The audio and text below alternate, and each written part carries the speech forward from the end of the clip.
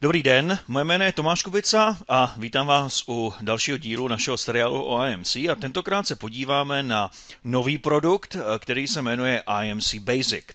Je to menší bratříček plného IMC Standard nebo IMC Enterprise, který je cenově velmi výhodný pro menší zákazníky, byť nemá takové funkce jako IMC Standard.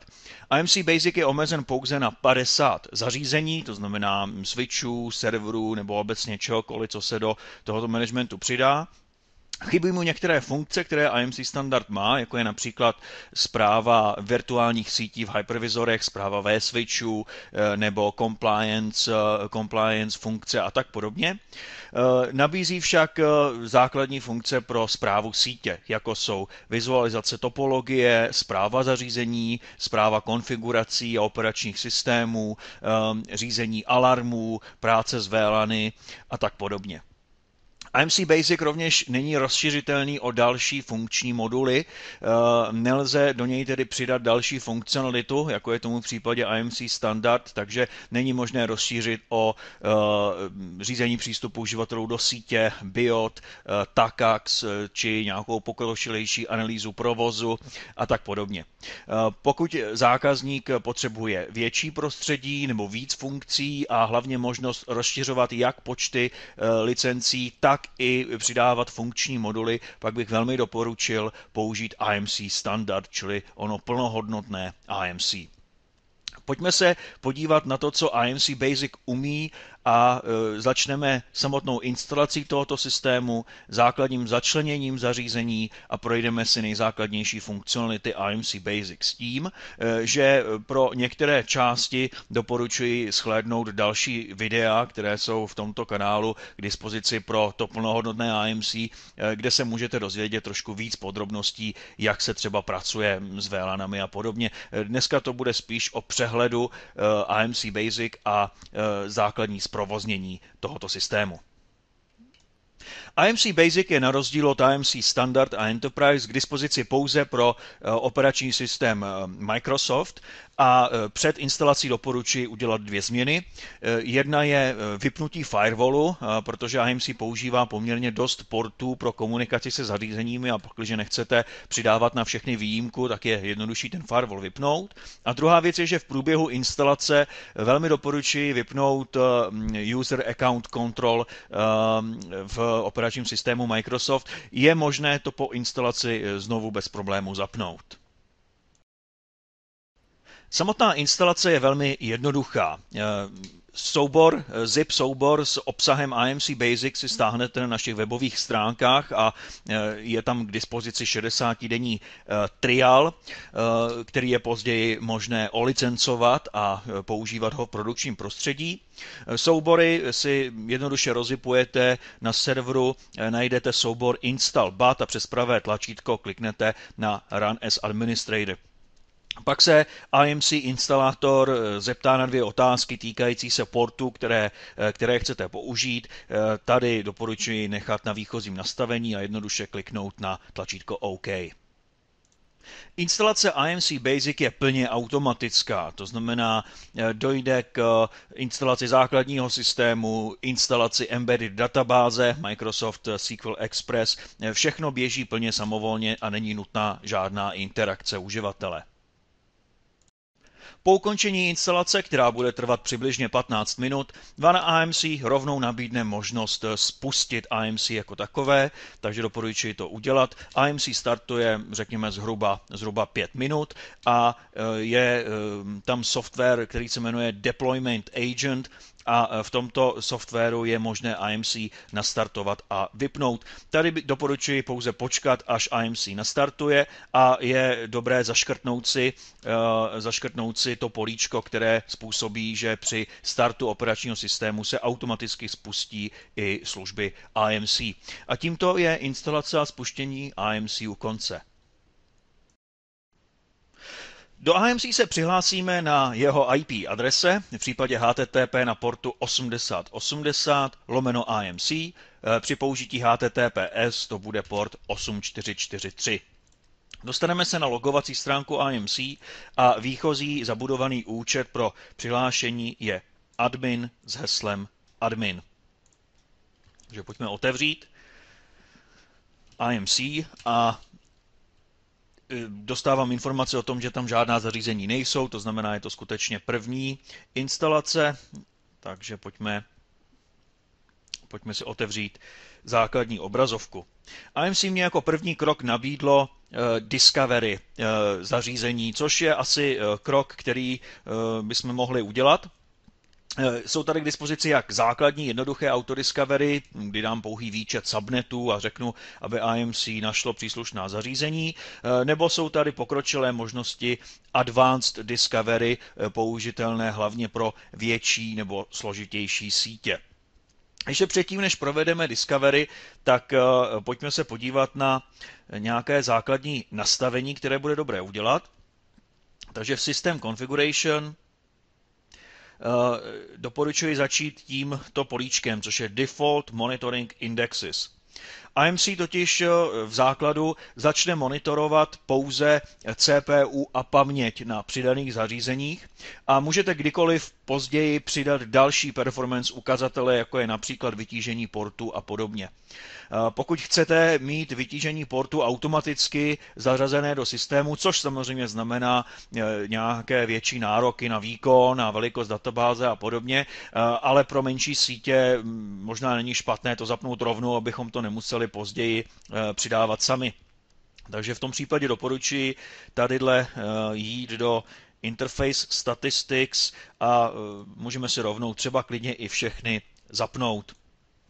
Takže já toto uložím. Takže při Discovery se rovnou na tom zařízení zapne monitoring nejenom CPU a paměti, ale rovnou i monitoring zatížení všech příslušných portů. Pokud by síť byla rozsáhlejší, tak teď je asi i dobrý čas na to udělat si nějaké šablony pro SNMP, šablony pro Telnet a SSH přístup. Pakliže ale vaše síť je jednoduchá v tom smyslu, že všude je jedna stejná SNMP komunita nebo jeden SNMP 3 uživatel a to též platí pro Telnet nebo SSH přístup, tak ty šablony nic příliš nepřináší a můžeme to udělat rovnou ručně v rámci autodiscovery. Nicméně pro větší sítě nebo sítě, kde je toto složitější, tak používání šablon může být docela dobrou volbou.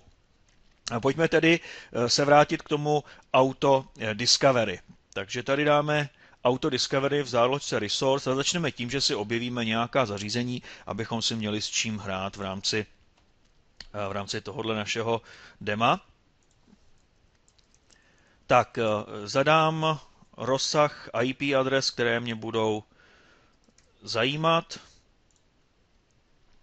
Automaticky nechám zaregistrovat IMC jako příjemce SNMP trapů, to znamená, budou mi automaticky chodit SNMP trapy, logy do IMC. No a v tuto chvíli můžeme zadat i komunitu pro čtení, komunitu pro zápis. A ten jednoduchý průvodce používá Telnet, což později ukážeme, jak změníme za SSH a podobně.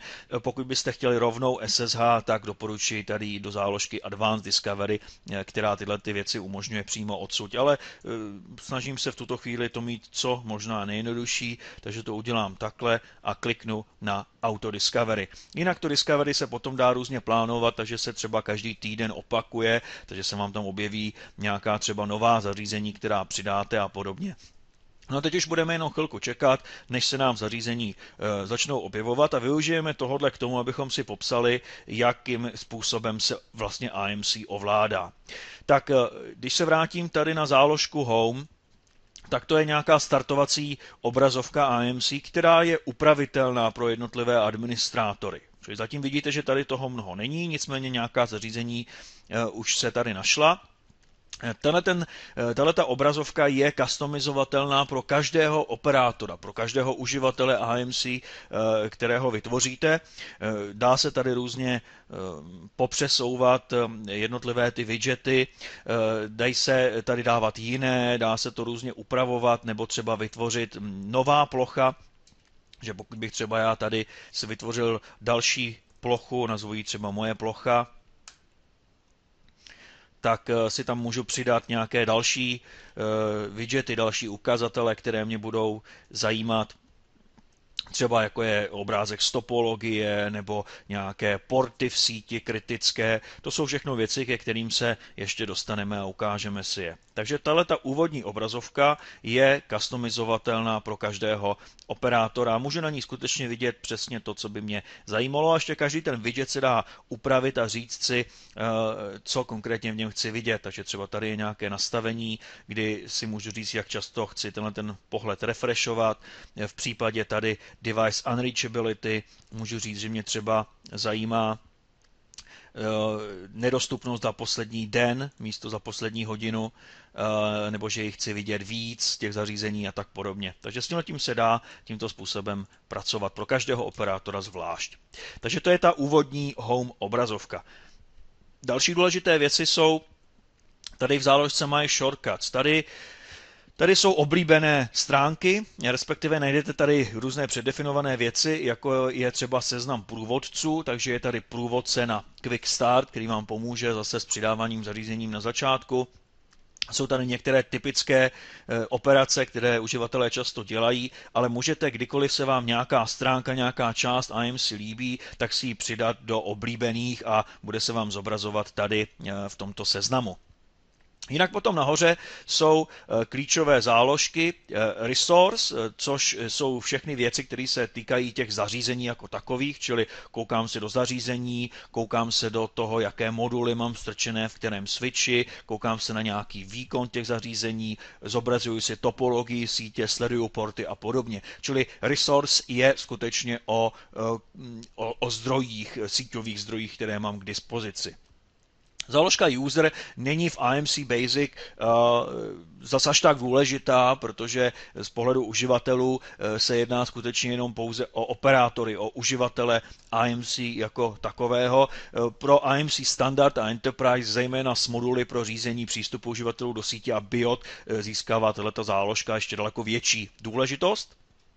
Pak je záložka Service, která v případě IMC Basic obsahuje pouze 3 komponenty. Je to správa konfigurací, skriptování, správa operačních systémů ve switchích, správa VLAN a správa access listu. V záložce Alarm pak najdete alarmy, to znamená, je to ta část IMC, která sbírá trepy ze sítě a vytváří na základě těchto trepů nějaké alarmy, to znamená informuje vás o událostech v síti a umožní vám nějaký management těch trepů, třeba identifikovat, kdo si co přečetl, kdo jak na to reagoval, jaké otevřené problémy v síti jsou a je potřeba je řešit, případně sdílet nějaké znalosti a zkušenosti v rámci týmu.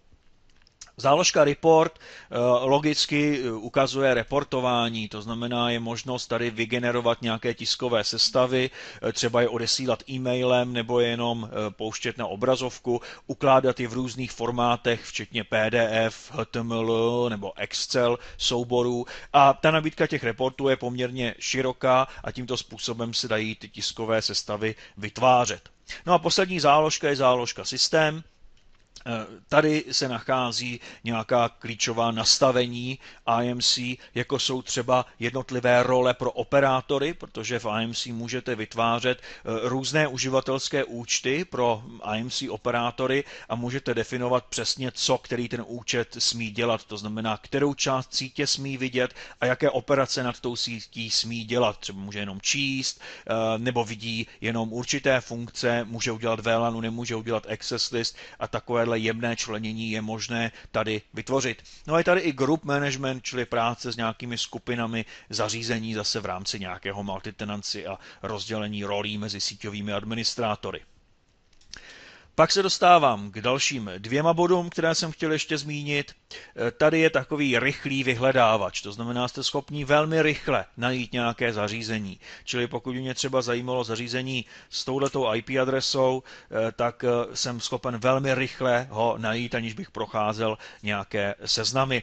Může tam být i nejenom IP adresa, ale třeba nějaký kousek jména, takže může to vypadat třeba takhle a najde se mi všechno, co ve svém jménu obsahuje tento řetězec. No a poslední je tady nahoře About. Tohleto vám ukazuje, zda máte zalicencováno IMC Basic a na co všechno licence máte. V případě IMC Basic, které nepodporuje rozšiřitelnost moduly ani rozšiřitelnost zařízení, tady vlastně nic jiného než to, co teď vidíte, nebude. Nicméně je to dobré proto, abyste si ověřili, že v tuto chvíli já běžím v režimu trial, to znamená, chybí mi tady licence. Jakmile bych zalicencoval, koupil si licenci, tak se mi samozřejmě tohleto políčko změní, čili ověřím si, že je z tohoto pohledu všechno v pořádku. No a taky vidím, že mám licenci na 50 zařízení a v tuto chvíli spotřebovávám 22, takže mám nějakou představu, jak na tom jsem z pohledu ještě zbývající kapacity. Takže tímhle jsme si prošli nějaké nejzákladnější ovládání IMC a začali jsme objevovat zařízení, což je proces, který v tuto chvíli na pozadí běží. No a já doufám, že už se nám nějaké systémy tady objevily a že se budeme moct na ně. Pojďme možná začít grafickým zobrazením topologie. V záložce Resource máme možnost buď tady vlevo View Management Network Topology nebo přímo z Resource Network Topology. Pojďme si otevřít topologii a ukážeme si, jaké všechny zobrazení jsou v IMC k dispozici. Bude se jednat v zásadě o několik typů zobrazování. Tím prvním určitě bude L2 topologie, to znamená zobrazení vyloženě fyzických linek v rámci sítě. A s tímto pohledem je možnost dělat celou řadu různých věcí. Pak je L3 topologie, vhodná zejména pro, řekněme, logické L3 znázornění sítě, zejména v rozsáhlých WAN sítích a podobně. No a pak je topologie datového centra, kdy si budeme umisťovat jednotlivé zařízení do racků pro jejich, řekněme, fyzickou lokalizaci v rámci rozvaděčů nebo v rámci serverovny. V Custom Topology je v tuto chvíli jedna záložka, to je My Network View. My máme možnost vytvářet si pohledy na tu síť vlastní. Můžou být hierarchicky členěné, čili můžete si udělat různý strom, kdy nejdřív je všechno, pak jsou jednotlivé budovy, pak jsou jednotlivá patra a tak podobně. Tohle to jsou věci, které si ukážeme, jak se vytváří. Nicméně v tuto chvíli budeme pracovat s tím pohledem, ve kterém je všechno a který je ve výchozím stavu k dispozici. Takže vidíme, že IMC nám tady zobrazilo topologii jednoduché sítě, která je v naší laboratoři. Takže tady vidíme nějaké kórové zařízení a vidíme připojené systémy. Tady pro práci s IMC je otázkou, jestli chcete zařadit i třeba servery nebo dokonce i desktopy, nebo chcete vidět jenom síťová zařízení. Samozřejmě pokud je problém vejít se do licence, tak je asi na prvním místě zařadit ta zařízení síťová. Desktopy podle mého názoru nemají příliš smysl, aby byly takovýmto způsobem zařazovány, ale na druhou stranu proč ne, pakliže máte licence k dispozici. U serverů je potřeba zvážit, jestli je tam mít nebo nemít. Já osobně bych tam servery přidal, protože je možné potom nad nimi sledovat nějaké výkonnostní ukazatele a pracovat s nimi v rámci managementu, ale není to samozřejmě nijak nutné. Topologie sítě mi tedy ukazuje zařízení a ukazuje mi, jakým způsobem jsou propojeny. Dokonce je to nástroj multiplatformní, takže některá zařízení, která v tuto chvíli na této obrazovce jsou, tak nepochází z dílny HP. Například tady se jedná o zařízení firmy Cisco, je to Cisco router. Všimněte si, že když kliknete na zařízení levým tlačítkem, tak se ukáží nějaké nejdůležitější informace, čili jakou to má IP adresu, v jakém stavu to je, kdo to vyrobil, jak dlouho už to běží a jestli jsou k tomu nějaké alarmy, které zatím nebyly vyřešeny, což se reflektuje i barvou toho zařízení, v tuto chvíli je zelené, takže tam nic vážného není a ukazuje i nějaké klíčové ukazatele výkonnostní, jako je zejména vytíženost paměti, procesoru, nějaká reakční doba, pakliže je naměřená, nebo procento času, po které to zařízení nebylo dostupné pro management, protože zkrátka vypadla linka nebo se něco stalo. Můžeme se podívat na jiné zařízení, tohle je zase HP router, čili opět tyto informace dostáváme k dispozici. No a stejným způsobem se dá kliknout i na linku, která je zobrazena mezi dvěma zařízeními a tím se dostávám k informacím o této lince. Čili tadyhle vidím, že je to linka propojující vlevo switch HP5120 a vlevo je to teda port 1020 a jde to do portu Ethernet 0/0 na tom pravém zařízení, což je router. Současně se dozvídám i, jak to vypadá z hlediska nastavení VLAN na této cestě a i nějaké základní výkonnostní charakteristiky. To znamená především receiving rate, transmit rate, čili kolik bitů za sekundu mi tam lítá a procentuální vytížení vzhledem k rychlosti toho spoje. Je možnost toto si upravit a zobrazovat si tam i jiné statistiky, třeba chybovost. Tohle to je to, co je k dispozici ve výchozím stavu, ale je možné tento seznam klíčových parametrů měnit. Dá se s tímto pracovat, přesouvat různá zařízení, upravovat si ten obrázek tak, jak mě vyhovuje a když skončím s upravováním obrázku, tak tady kliknout na symbol diskety a uložit si toto rozložení. Pro každého operátora, čili uživatele AMC, je toto rozložení uloženo zvlášť, čili každý ten obrázek může mít trošičku jiný. Ten obrázek se pochopitelně dá exportovat třeba do Vizia, dá se jako podklad dát nějaký obrázek, třeba já nevím, mapa nebo půdorys podlaží nebo něco podobného. A dá se do toho obrázku přidávat třeba textová poznámka a takovýmhle způsobem si ho upravovat tak, jak uživateli vyhovuje. Je možné tento obrázek ještě dál zjednodušovat. Jednak je to ta možnost vytváření vlastních pohledů, což si vyzkoušíme, kdy můžeme tady vpravo nebo vlevo, mít nějakou stromovou strukturu, jak už jsem naznačoval, celá síť, jednotlivé budovy, jednotlivá patra v budovách. A nebo přímo uvnitř toho obrázku je možné zjednodušit například to, že vezmeme tady, dejme tomu tyto 3 zařízení a řekneme, že chceme nad nimi vytvořit subview. Takže nazveme to jako moje subview.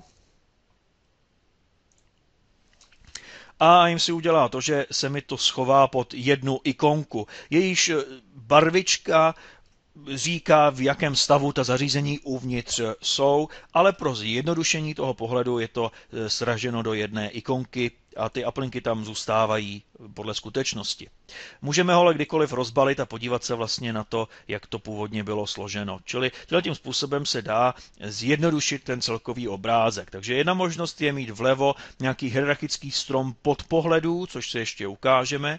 A druhá možnost je, že i v rámci toho jednoho pohledu je možné sdružovat určitá zařízení pod jednu ikonku s možností to kdykoliv rozkliknout a podívat se blíž.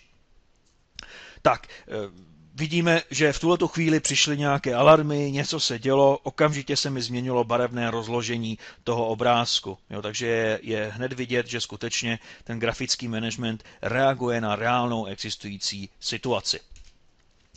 Je možné používat pravá tlačítka, to znamená, pokud se například na tomto zařízení zastavíme a klikneme pravým tlačítkem, tak máme možnost na nějaké akce, jako je třeba otevření device panelu, což je takový přehled toho zařízení a aktivních portů, nebo můžeme skočit na jeho web management, získat nějaké informace o něm, zkusit ho pingnout, nastavit si nějaké performance ukazatele, kouknout se na jeho konfiguraci a tak podobně. Čili přes tohleto kontextové menu je možné doskákat do dalších částí IMC a to tež platí i pro linku, takže když klikneme pravým tlačítkem, tak můžeme dělat s linkou různé věci, třeba modifikovat, já nevím, název toho spoje nebo vytvářet nějaké věci tohoto typu.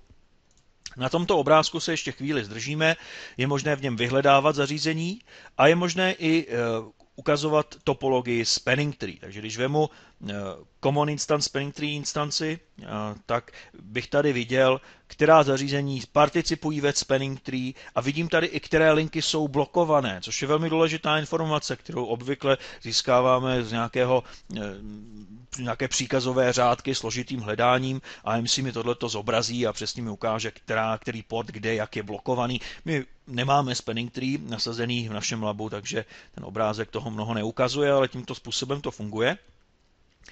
Další věc je možnost podívat se na VLANy, které ve své síti mám. Čili když kliknu tady na ikonku VLAN View, tak se dostávám na seznam VLAN virtuálních sítí, které byly objeveny v mé síti zatím. No a můžu zvolit třeba VLANu 1 a stane se to, že zařízení, která jsou v této VLANě 1, tak zůstávají barevná a linky a zařízení, kde VLANa 1 není, tak mě zešednou. Když se podíváme třeba na VLANu 10, tak ta situace je jiná. Tady je třeba další VLANa a tak podobně. Dá se už v tuto chvíli říct, že bych třeba chtěl tady tu VLANu 3333 někam přidat, nebo tady třeba tu VLANu 10, dejme tomu takhle. Tak můžu vzít třeba tady tenhle ten prvek a říct, přidej mi to do VLANy 10. A ještě ano, dej mi to na trunkové porty, na hybridní porty. V tuto chvíli třeba jenom přidám tu VLANu 10 do zařízení. No a okamžitě se mi to obarvilo, to znamená, tato VLAN 10 je nastavená v tomto prvku. Můžu udělat i opak, to znamená, z této VLANy to chci dát pryč. Tyto akce, které jsem provedl, končí tak, že AMC si šáhne do toho zařízení a provede operaci, kterou jsme chtěli udělat. Čili správa VLAN je velmi jednoduchá díky tomuto grafickému nástroji. A ještě chci ukázat jeden pohled na tu topologii, a to je traffic pohled. My jsme si nastavili, že chceme získávat informace o výkonnosti jednotlivých portů a tyhle ty údaje je možné zobrazit tady přímo v topologii. Takže můžeme chtít topology pohled, a který ukazatel nás bude zajímat. Protože moje síť v labu je poměrně málo vytížená, tak to nebudu dělat v procentech, ale spíš se podíváme třeba na transmitting rate. Takže to jsem zapnul, musíme počkat, je to refreshováno v nějakých minutových intervalech, takže to nějakou dobu bude trvat. A mezi tím si ukážem, co vlastně já můžu chtít graficky zobrazit. Ve výchozím stavu uvidím teda číslo té vytíženosti a taky uvidím barevně odlišené linky, které přesahují definované thresholdy. My jsme zatím žádné thresholdy nenastavili, takže tam budou nějaké výchozí, třeba v případě 80% zatížení, ale pro každou cestu si můžeme ty thresholdy změnit a to si budeme ukazovat v performance managementu. A nebo si můžu ještě graficky odlišit tu rychlost podle nějakých rychlostních kategorií, jako je třeba vidět tady. Kromě teda receiving rate je možné tímto způsobem zobrazovat i další ukazatele, jako je receiving transmitting rate, totéž v procentech, ztrátovost, to znamená podíl celkových paketů k paketům, které byly ztraceny, takže prostě procento dropnutých rámců například, nebo chybovost na portech a tak podobně. Vidíte, že už se mi to tady překreslilo a vždycky je tam k dispozici nějaké číslo, takže když se podíváme třeba sem, tak tohle to jsou transmit rate na této straně a na této straně, čili tímhletím směrem jde 7.3, tímhletím směrem jde jenom nějakých 500 kilobitů. Jak už jsem říkal, ta síť vlastně nic moc nedělá, takže ta čísla jsou poměrně nízká. Takže tímto způsobem můžu velmi jednoduše identifikovat, kde jsou v mé síti nějaké výkonnostní problémy, kde bych měl posílit, kde naopak je moje síť naprosto v klidu, co se týče propustnosti. Takže tolik asi k základům L2 topologie, ono by se tady o tom dalo mluvit hodně dlouho, ale tohle je tedy ten L2 pohled. Další možnost, jak se na síť dívat, je z pohledu L3, což v mém případě v labu nebude nic vlastně moc dělat. Nicméně toto je jiný pohled v tom, že se díváme na jednotlivé L3 subnety, na jednotlivé L3 hopy, čili třeba ve WAN infrastruktuře je to pohled velmi, velmi cenný. No a pojďme se kouknout ještě na jednu věc, a to je topologie datového centra, nebo chcete-li serverovny, nebo rozvaděčů, nazývat to můžeme celkem jakkoliv. Tak přidáme si datové centrum, pojmenujeme to jako budova A. Můžu mít ještě několik vrstev, ale to opravdu dělat nebudem, to je pro větší sítě. Tak rozklikneme budovu A. A v té budově A si teda vytvoříme jednotlivé místnosti, nebo chcete-li patra, rozvaděče. Takže my uděláme místnost s názvem serverovna. Tak a teď si nadizajnujeme tuto místnost. Takže tady mám nějaký půdorys té místnosti, tady kliknu na editovat. No a vyberu si, můžeme tam dát, pokud byste chtěli, tak tam dejte takhle dveře a tak podobně. Smyslem tady je, aby ten obrázek reflektoval to, jak to ve skutečnosti vypadá. Totiž ta hlavní myšlenka je v tom, že pak jste schopni fyzicky identifikovat, kde se to zařízení nachází. Jo, čili my si osadíme ty reky těmi technologiemi tak, jak to odpovídá skutečnosti, a pak jsme schopni identifikovat, kde to zařízení je, třeba to, které má nějakou poruchu, což zjednoduší potom navigování třeba někoho, kdo bude povolán, aby fyzicky vyměnil nějaký zdroj třeba a tak podobně. Takže takhle tam dám třeba 2 reky a tím editaci asi mohu ukončit, takže to uložím, vypneme editační režim. No a máme, dejme tomu, nakreslenou místnost. A teď si můžeme ty reky osadit, takže já si tady rozkliknu jeden z těch reků, no a teď si do něj přidám nějaká zařízení, takže Add Device to Cabinet. A tento vyhledávač zařízení, tak ten bude k dispozici v podstatě ve všech částech AMC, čili kdykoliv, když přidáváte nějaké zařízení a podobně, tak se ten vyhledávač ukáže, který umožňuje vám vyhledávat zařízení podle vašich custom view, které zatím nemáme vytvořeny, nebo podle kategorie zařízení, anebo v případě advanced podle nějakých sofistikovanějších metod, ale v případě AMC Basic, kdy kapacita je 50 zařízení, není problém většinou to rychle najít tímto způsobem. Takže já tam třeba přidám tady nějaké routery, přidám tady switch, a přidám tady třeba i jeden ze serverů. Tak, IMC mě tam dalo obrázky těch jednotlivých zařízení, pakliže je zná, takže v případě tady těch 2 HP routerů a HP switche tam ten obrázek je. U serveru se tam použil nějaký generický obrázek. Pokud byste měli zařízení, které ten obrázek v AMC nemá, je to třeba zařízení nějaké třetí strany, nebo je to server nebo UPS a podobně, není problém tam to zařízení, tam ten obrázek přidat. Takže tady, když se pravým tlačítkem klikne na Custom Device icon, tak prostě přidáte obrázky, normálně JPEGy, a potom už jenom na tom vlastním zařízení si kliknete na configuration a vyberete si nějakou tu vlastní ikonku, kterou tam chcete dát. Smyslem tohohle všeho je, že když se potom vrátíme zpátky do té místnosti, tak vidíte, že ten rek nahoře barvičkou reflektuje stav toho nejhoršího zařízení, které tam v tuto chvíli je. Čili už na první pohled můžu identifikovat, aha, tak v tomto reku vlevo od okna mám nějaký problém. A to teď se potom týká toho pohledu na ty místnosti, takže i ty místnosti barevně reflektují tu situaci. No a totéž se dá vlastně říct i o těch jednotlivých datových centrech, kdy jednotlivé budovy zase barevně reflektují stav zařízení, která tam vevnitř jsou. Tohle to mi všechno umožňuje velmi rychle identifikovat problematická místa v síti, anebo naopak zase přes pravé tlačítko se odsud dostat přímo k tomu zařízení. Takže třeba fyzicky vím, že tento prvek se nachází tady a já teďka chci vidět, kde je na obrázku sítě jako takové, takže dám topology location a vidím, že mám to k dispozici v těchto pohledech, třeba i v těch custom pohledech, tak mě bude zajímat tenhle pohled. A vidíte, že se mi automaticky označilo tohleto zařízení na tom topologickém obrázku.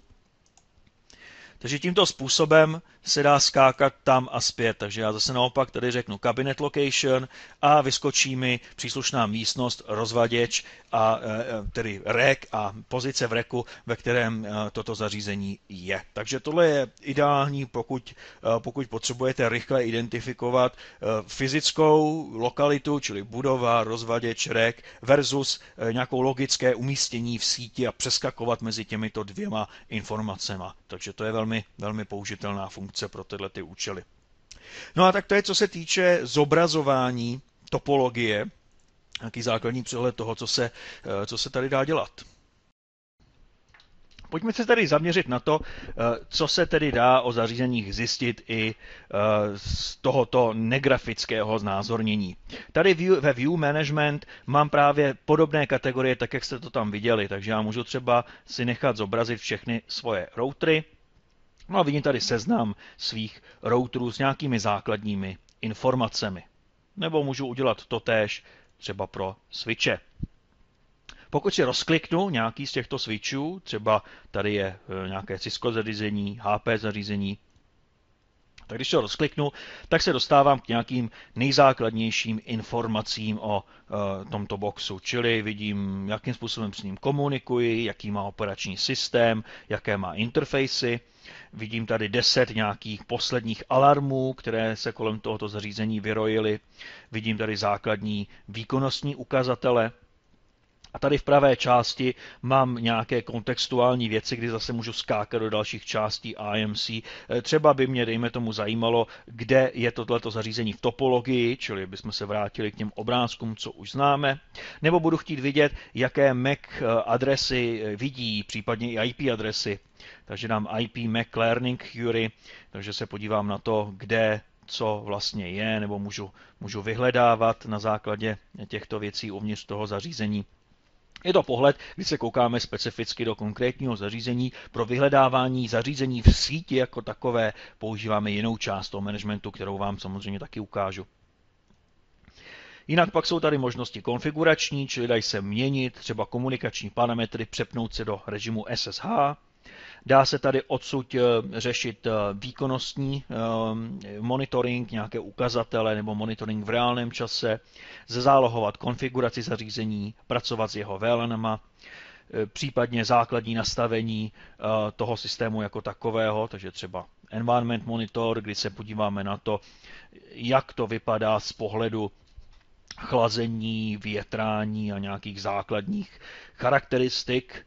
Takže tady vidíme třeba, že modul je zcela v pořádku. Tady vidíme nějaké ukazatele týkající se teploty, mám pocit v tuto chvíli.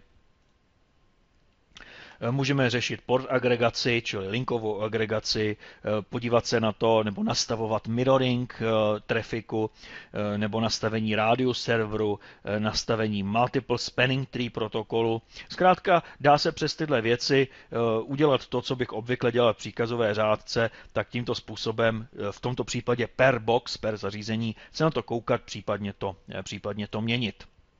Takže o tom zařízení se skutečně dozvídám poměrně dost informací. No a je tady ona záložka, o které už jsem mluvil, a to je Custom View, kde my si můžeme vytvořit právě svůj nějaký pohled, takže třeba nazvu to můj pohled. Jestli si přeji přidávat zařízení automaticky třeba podle subnetu, tak můžu, já to udělám v tuto chvíli jenom ručně. Nebudu tvořit žádnou hierarchii, prostě jednoduše přidáme nějaká zařízení, třeba, ať je tam toho co nejméně, takže třeba takhle a dejme tomu 2 switche. Tak a vytvořili jsme si vlastně svůj pohled, který se potom reflektuje i v těch všech obrázcích, které už jsme viděli. Můžeme ho třeba přiřadit nějakému operátorovi, že on uvidí jenom tohleto, nebo můžeme ho využít tomu, že tam budeme dělat nějaké skupinové akce s tím zařízením, třeba všechny je rebootovat nebo zazálohovat jejich konfiguraci a podobně. No a je to samozřejmě reflektováno i v té topologii, takže když tady kliknu na topologii, což je vlastně snapshot z toho, co jsme před chvílí viděli, tak mám topologii, ve které už skutečně jsou jenom ty 3 zařízení a platí všechno, co jsme viděli před chvílí, jenom jde o to, že to je můj pohled, který obsahuje jenom tyhle 3 switche, protože jsou třeba, já nevím, v jednom patře nebo v nějakém takovémto členění. Takže takovýmto způsobem se dá tady pracovat. Můžu vytvářet i port grupy, což už je, řekněme, pohled, který je nejenom na zařízení jako takové, ale už i na jednotlivé porty. Já třeba budu chtít všechny porty, které jsou určené pro servery, tak aby se mi zobrazovaly v nějaké jedné entitě, abych s nimi mohl jako s jednou entitou pracovat. Takže pojďme to udělat. Vytvořím port grupu, která se bude jmenovat třeba porty serverů. Můžu si tady určovat, který administrátor s ní smí nějak pracovat, to je v rámci toho multitenancy. No a tady si jenom vybereme teda, které interfejsy by to měly být. Takže třeba vezmu tady ten svůj switch. No a označím si pár nějakých interfejsů, třeba tyhle ty 4. A uděláme si z toho tu port grupu. Takže tady mám nějaké skupiny, s kterými můžu dělat nějaké akce.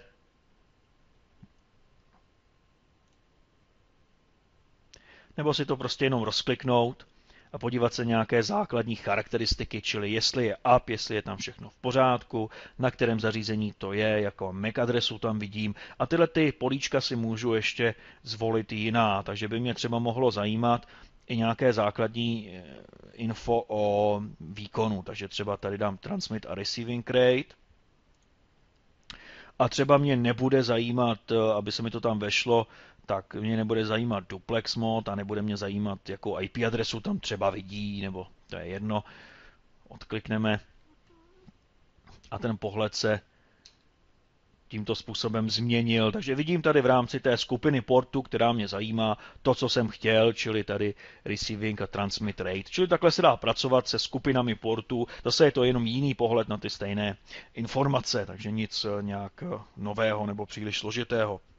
U těch zařízení můžeme udělat ještě jednu věc a to je, že se podíváme do seznamu jejich portů, to je další varianta, takže tady třeba tentokrát pojďme se podívat na zařízení, které není od HP, interfaces, interface list a dostávám se k seznamu jednotlivých portů, které na tomto zařízení jsou. Můžu si jich několik označit a provést s nimi nějakou akci. Například začít je monitorovat. My jsme ale už na začátku začali monitorovat všechno, ale tímto způsobem bych to mohl změnit nebo naopak zrušit jejich monitoring. Případně filtrovat si hlášky o tom, jestli je interface dole nebo nahoře. K tomu se za chvíličku dostanu v alarmech. Chtěl bych dostávat informace o tom, že port šel dolů, ale asi ne úplně port, který vede k nějakému desktopu. Zajímá mě to spíš u uplinků nebo spíš u serverů, takže tímto způsobem tady můžu ty filtry zapínat, vypínat, což si ještě ukážem. No a nebo spustit nějaký Interface Configuration Guide, což je wizard zase, který mě umožní s těmi porty něco dělat. Takže tady ty porty mám a můžu si vybrat nějakou operaci, jako bude třeba přidání VLANy, takže tímto způsobem bych přidal VLANu na tyto porty. Tak to je jenom velmi krátká ukázka toho, co se dá v rámci těch zařízení jako takových dělat. Ten nástroj je daleko mocnější, berte toto skutečně jenom jako přehled a v dalších částech, které najdete na mém YouTube kanálu, se můžete dozvědět víc. V tuto chvíli možná, když už se bavíme o těch zařízení jako takových, tak by možná stálo za to podívat se do Network Assets. To znamená, jestli jsme schopni vidět i něco víc, než je jenom IP adresa toho zařízení. Já bych chtěl třeba vidět, pokud jsou tam nějaké moduly, tak jaké ty moduly jsou, z čeho se skládá to zařízení a i nějakým způsobem trackovat změny, čili že jsem nějaký modul přesunul od někud někam a kdy se to stalo a podobně. K tomu slouží tady Network Assets. Aniž bych cokoliv dělal, tak ten systém mi našel příslušná zařízení a jejich hardwareové komponenty. Takže můžu si zvolit zařízení HP nebo zařízení jiné firmy, pakliže je rozeznávána v rámci IMC. Takže tady třeba můžeme začít tímto systémem, který není od HP, přesto se mi zobrazují informace o něm. Takže vidím tady ten device, jeho sériové číslo, ale pak už vidím jednotlivé moduly, které jsou v tom šasí, včetně zase jejich sériových čísel. Takže tady mám sériové číslo, jedná se o nějaký supervisor modul. Se podívám dál. Tak tady mám nějaký modul s 16 porty, toto je jeho sériové číslo. Další modul, firewallový modul, toto je jeho sériové číslo. A já si můžu tady změnit, přidat si nějaký asset number, což je moje interní značení podle nějakého systému, který prostě ve firmě používám. Takže třeba, nevím, moje 1, 2, 3, cokoliv takového. Čili můžu přidat svoje nějaká inventární specifická čísla, což mi zase pomáhá identifikovat, co se kde děje. No a můžu auditovat, co se tady bude dít a sledovat tedy změny.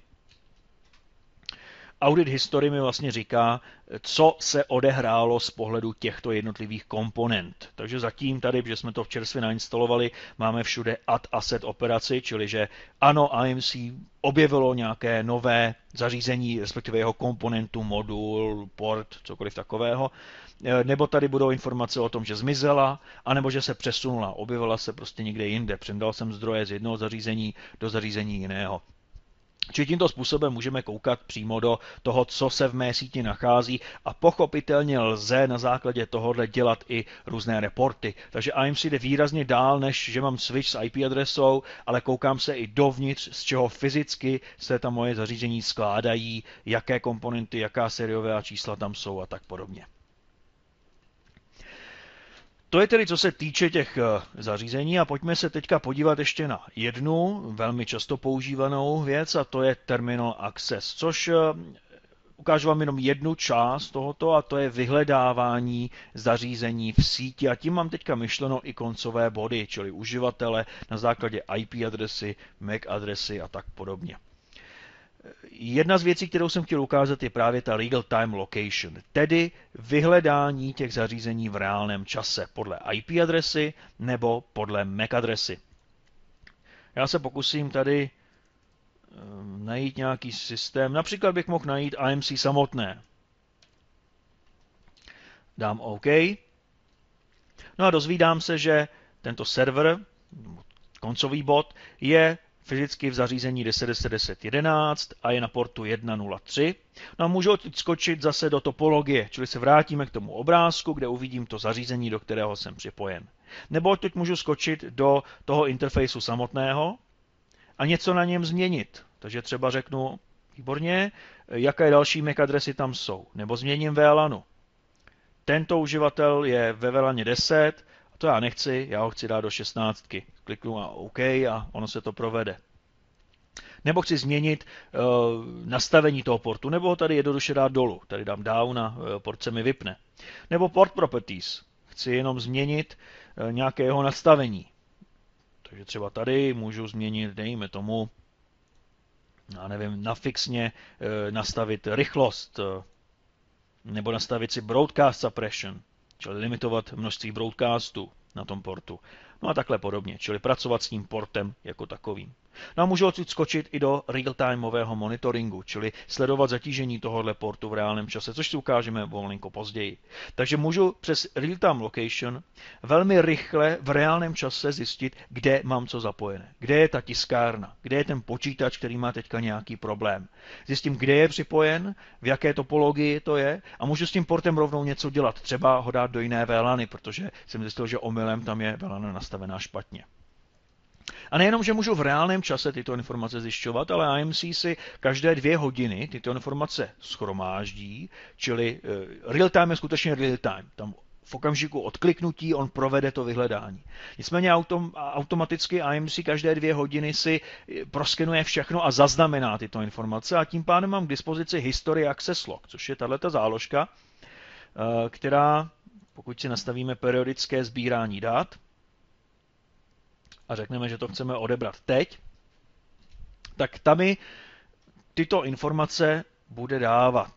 Čili tady mám historii toho, kdy co IMC kde vidělo. Takže třeba tady mám nějaké zařízení, to je jeho Macovka, tady se podařilo identifikovat i nějaké jeho jméno, jeho IP adresu, tak byla na tomto switchi s touhle IP adresou na portu G103 ve VLANě 10. No a poprvé jsem ji tam viděl tedy dnes v 11:49, čili v okamžiku, kdy jsem zapnul vůbec tuhletu funkci na sbírání těch dat. Po několika dnech můžu v tomto systému vyhledávat, takže mě by potom třeba zajímalo, že vemu tuhletu Macovou adresu a budu chtít vědět, jak se to s ní vyvíjelo. Takže tady nahoře je query, do kterého zadám nějaký z těch parametrů, například onu MAC adresu a podívám se na to, jak to vypadá. V tuto chvíli, že je to chvilku po startu a po instalaci, tak jsme našli jenom ten jeden záznam, nicméně pak, když by ta Macová adresa zítra byla jinde a pozítří zase jinde, tak tímto způsobem tyhle ty věci dokážu zjistit. Čili můžu tyhle ty snapshoty si procházet a zjišťovat, jak se mi uživatelé v té síti pohybovali s přesností na ty 2 hodiny, což je ten snapshot, kdy se provádí. Čili nějaké základní přehledy o tom, kde kdo je, můžou být potom velmi, velmi užitečné při troubleshootování nějakých problémů. Tolik tedy k vyhledávání zařízení v síti a pojďme se asi podívat na performance management, aneb co můžu zjistit o výkonnosti své sítě. V záložce Performance Management jsem kliknul na Quick Start, kde se dozvídám nějaké základní popisy toho, jak tato část IMC funguje. My si ukážeme jenom některé střípky z toho. Bude nás určitě zajímat Performance View, což je zobrazování historických grafů a i aktuální situace a vývoj v této oblasti v těch sledovaných indexech. Pak je tady možnost změnit thresholdy, kdy chcete dostat alarm, informaci o tom, že je příliš velké zatížení nebo že se výkonnost zhoršila. Dále jsou tady real-time monitoring, což je možnost zobrazovat aktuální hodnoty přímo do grafu, který se každých 5 vteřin překresluje. Je tady možné monitorovat i nějaké nejzákladnější služby, jako je třeba DNS a podobně. No a v IMC Basic je i jednoduchý S-Flow monitoring. Pak, když máte switche s S-Flow, tak jste schopni se podívat na to, co se děje uvnitř toho provozu, čili jaká komunikace tam vlastně probíhá. Začněme tím Performance View. V Performance View je by default vytvořena jedna, řekněme, analýza nebo jeden pohled, to je top N, čili vždycky x nejvýznamnějších nebo nejhorších v rámci sledovaných ukazatelů. Pojďme si to rozkliknout, ať vidíte, co mám na mysli. Top N mě ukazuje jednotlivé věci, které my monitorujeme. Vidíte, že tady je to CPUčko, paměť, vytížení jednotlivých portů a tak podobně. Tady vidíme třeba CPU na nějakých serverech. Můžu se tady na to dívat, tohle je tady těch 5 nejhorších a vidím to za poslední hodinu, dnes. Můžu se kliknout na včera a takovýmto způsobem ohraničit ten časový okamžik, pro který mě to zajímá. Můžeme si tedy přepnout třeba do Receiving Rate. A vidím, že nejvíc dat přijímá tady konkrétní port na konkrétním switchi, co se týče údajů za poslední hodinu. Je možné se ale podívat dovnitř, to znamená rozkliknout si přímo tady třeba ten jeden port, který byl nejhorší. No a nechat si zobrazit vývoj v čase. Takže tady mám kilobity za sekundu, tady mám čas. Vidím maximum, minimum a průměr pro poslední hodinu, což je ten ukazatel tohoto rozmezí, které sledujeme. Můžu si tady přizumovat, odzumovat. V tuto chvíli těch dat mám poměrně málo, takže tam to není tak výrazné. No a můžete se zastavit vždycky myší na konkrétní hodnotě, abyste se dozvěděli přesné číslo v rámci toho grafu. A tímto systémem vlastně můžu koukat na v podstatě jakýkoliv parametr, který je možné odečítat z SNMP tabulek. My jsme by default tady si nastavili společně to CPUčko, paměť, různé indexy výkonnostní týkající se portů, ale dá se tím sledovat i cokoliv dalšího. IMC dokonce umožňuje i přidat custom ukazatele, které třeba nezná. Takže můžete začlenit vaše teplotní čidla nebo monitorovat kapacitu UPSek, cokoliv, co lze vyčíst z SNMP MIBEC, tak se tímto přesně způsobem dá zaintegrovat do IMC. Kromě tohoto přednastaveného, což je ten pohled top N, si můžu vytvářet svoje nějaké performance pohledy, performance ukazatele. Takže můžeme přidat třeba, dejme tomu, trendovou křivku a bude mě zajímat vývoj zatíženosti portu, co se týče třeba transmitting rateu. A přidám si do toho teda nějaká zařízení, respektive nějaké porty, které chci tímto způsobem sledovat. Pro zjednodušení pojďme to vybrat jako podgrupu. Tady jsme si udělali podgrupu pro servery, tak ať to nemusím hledat znova. Jednoduše tam přidáme všechny. Víte, že se nám tady přidali. Takže dáme si pěkně Next. Tady je všechno v pořádku, takže uložíme. Dáme tomu nějaký název.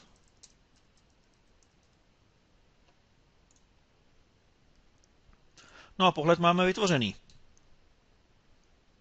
A v tuto chvíli stačí ho rozkliknout, no a podívat se. Takže mám tady 4 grafy pro ty 4 porty, do kterých jsou připojeny servery.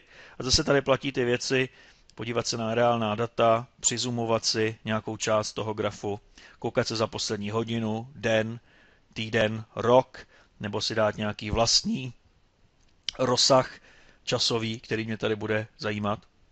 Nebo si přepnout z tohoto režimu na data grid, to znamená jenom v tabulkovém zobrazení minimum, maximum a průměr za sledované období. No a nebo se dá vygenerovat i přímo report pro třeba vytištění. Takže když tady dám report, OK, tak se mi vygeneruje takovýto report, ve kterém jsou zaneseny ty 4 křivky, které mě zajímaly, a ten report můžu třeba odeslat e-mailem nebo ho uložit v nějakém formátu, jako je PDF nebo údaje v Excelu a tak podobně. Takže takhle funguje základní performance monitoring. Není to nic složitého, s tím, že je možné potom tady v nastavení monitoringu upravovat třeba thresholdy, zapínat, vypínat monitorování nějakých ukazatelů, říká se tomu monitoring instances. Třeba typicky, co se stane, je, že systém hlásí velkou zaplněnost paměťového prostoru a třeba u některých zařízení, třeba u starých routerů, je běžné, že je jejich fleška zaplněná na 95%, takže ten alarm o tom, že je tam velká zaplněnost flešky, je něco celkem jako normálního, takže tady potom přichází v úvahu změnění těch thresholdů. Jenom namátkou můžeme se třeba podívat tady, takhle přepneme třeba do instance listu, aby jsme to hledali podle kategorií. A právě třeba pro ten případ, o kterém jsem mluvil, tak si tady dáme právě to query a bude mě zajímat třeba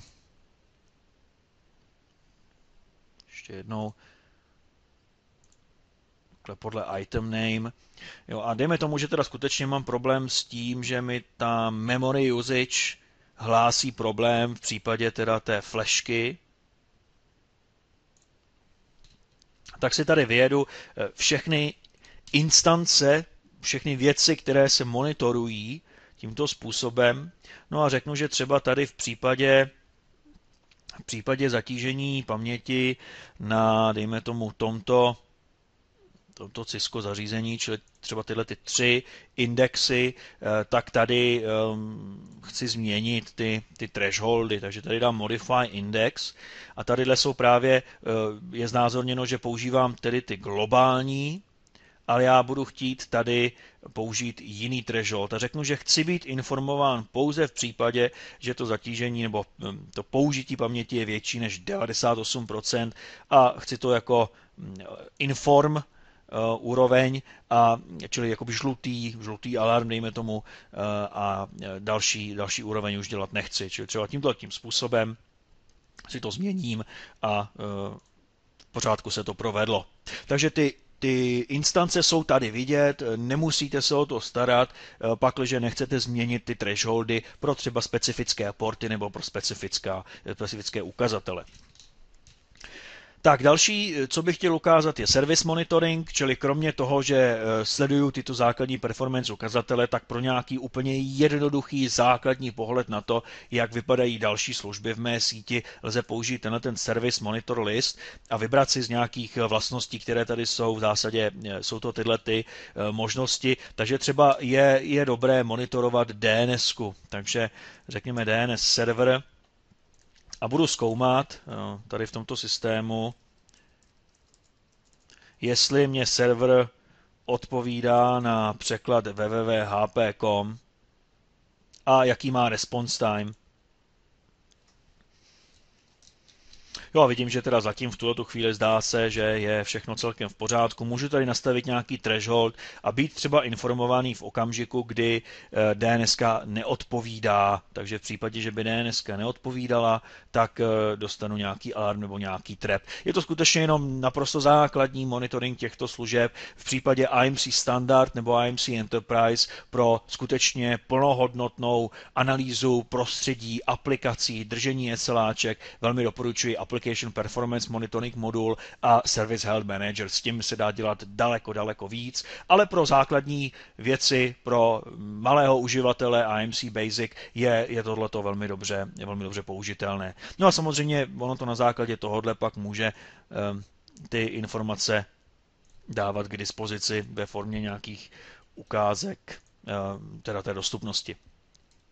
Tak a poslední, co chci ještě ukázat v monitoringu, je velmi jednoduchý S-Flow monitoring, který na rozdíl od plnohodnotného Network Traffic Analyzeru, který je jako modul k dispozici pro IMC Standard, který má nesmírně široké možnosti sledování a analýzy provozu, podporuje i daleko přesnější NetFlow a NetStream technologie, umožňuje držet velmi dlouhou historii, dělat trendovou analýzu a podobně, tak tady se bavíme skutečně jenom o S-Flow, omezené na určitý krátký časový okamžik, ale přesto se to dá velmi dobře použít proto, když mám switch s S-Flow a chci rychle zjistit, co za trafik se odehrává na nějakém konkrétním portu. Pojďme si to vyzkoušet. Takže přidám nějaké S-Flow zařízení. Bude to jeden ze switchů, které podporují S-Flow a zvolím třeba tento port.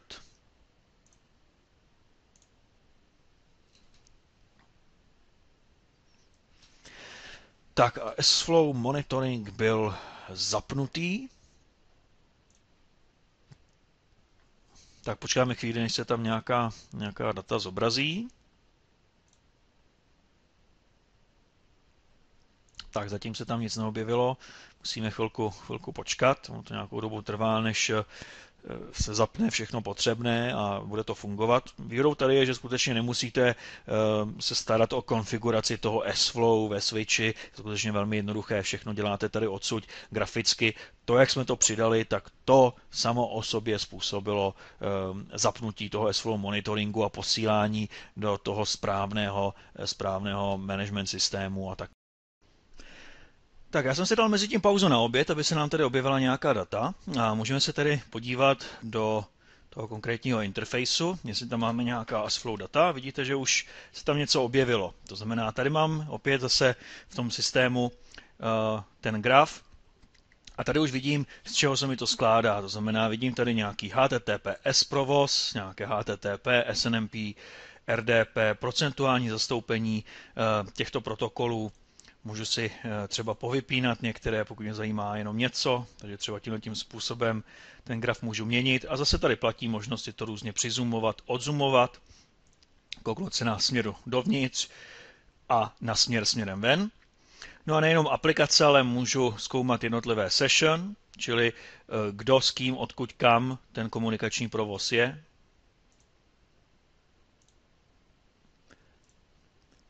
Nebo zdrojové adresy, kdo nejvíc komunikuje, tady je zase role procentuální zastoupení, nebo destination adresy. Takže tímto způsobem funguje základní S-Flow sbírání dat, ale zase na rozdíl od plnohodnotného řešení, což je IMC Standard a Network Traffic Analyzer, tak tady není podporováno přesnější NetFlow, NetStream, je to omezeno jenom na několik hodin. Nicméně pro základní troubleshooting toho, co se vlastně na kterém portu v poslední době dělo, je tato funkce velmi dobrá. Takže pokud máte S-Flow switche, tak je možné tohleto využít. Do dalších částí IMC Basic. Teď jsme tedy prošli záložku Resource a funkce, které nám to nabízí, jako bylo zobrazování topologie, inventarizace, vyhledávání zařízení v síti nebo práce s výkonnostními charakteristikami. Přesuňme se teď do záložky Service, ve které se nachází 3 důležité modulky. Je to jednak Configuration Center, což je systém pro zálohování konfigurací, sbírání a identifikování rozdílů mezi konfiguracemi, správa operačních systémů, zařízení s možností upgradeovat ten operační systém. Pak jsou to VLANy, čili práce s VLANy. My už jsme část toho viděli při zobrazení grafické topologie, kde je možné zobrazit si topologii VLAN, přidat nebo odebrat zařízení. A pak je tady modul pro práci s access listy. Pojďme začít Configuration Center, čili správou konfigurací a operačního systému. Začněme tím, že se podíváme přímo do Configuration Center, kde uvidím seznam zařízení a můžu tady odsud si nechat stáhnout konfigurace. Takže pojďme to udělat. Zasálohujeme si konfigurace z nějakých zařízení, podle toho, zda tam k nim mám přístup nebo nemám, to se velmi brzy ukáže. Takže dáme Backup Configuration. Ve výchozím stavu my jsme nastavili komunikaci se switchy přes Telnet a SNMP, to znamená, budeme používat protokol TFTP pro stažení těchto konfigurací. Jakmile bychom přešli na šifrovanou komunikaci se switchem, tedy SSH, tak to je šifrované a při použití SSH není vhodné používání TFTP a bude potřeba i tuto část AMC přepnout pro šifrovaný přenos souborů, jako je Secure FTP nebo Secure Copy. Vidíte, že se nám podařilo konfigurace zazálohovat. Takže když se vrátím zpátky do Configuration Center, tak tady vidím, že skutečně k nějaké záloze konfigurace už tady došlo. Můžu se třeba podívat na Configuration Management přímo tohoto zařízení. A tady vidím ty poslední dvě zálohy. Automaticky se mi ta první záloha dala jako baseline, můžu kdykoliv označit jinou jako baseline. Baseline znamená, to byl okamžik, kdy, jak si jsem třeba převzal dílo, síť fungovala a je to nějaká výchozí konfigurace a já chci vidět rozdíly oproti této základní výchozí konfiguraci, kdy jsem třeba přebíral síť nebo prováděl jsem nějakou větší změnu. Můžeme se do ní pochopitelně podívat. Takže tady vidím tu konfiguraci tak, jak byla stažena se zařízení. Můžeme ji tam vrátit zpátky, to znamená, když bych tady kliknul na Restore, tak se mi tady zobrazí průvodce, který mě umožní vrátit konfiguraci zpátky do toho původního stavu, takže třeba buď running, nebo bych ji dal jako startup s tím, že bych zařízení zrestartoval i hned, nebo zařízení zrestartuji později. Tento průvodce vás protáhne tím, jak tam tu konfiguraci dát a případně jak nastavit další akce typu restart switche, pokud je potřeba a tak podobně. V konfiguračním centru pak můžu zkoumat rozdíly mezi těmi konfiguracemi, takže pojďme nějaký rozdíl vygenerovat třeba u tohoto switche. Takže skočíme přímo na ten switch tady přes vyhledávač.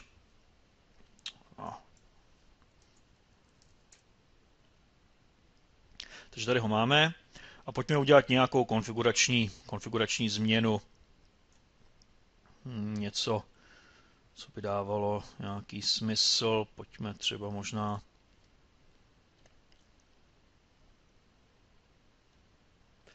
tak dejme tomu, že přepneme spanning tree na jiný typ.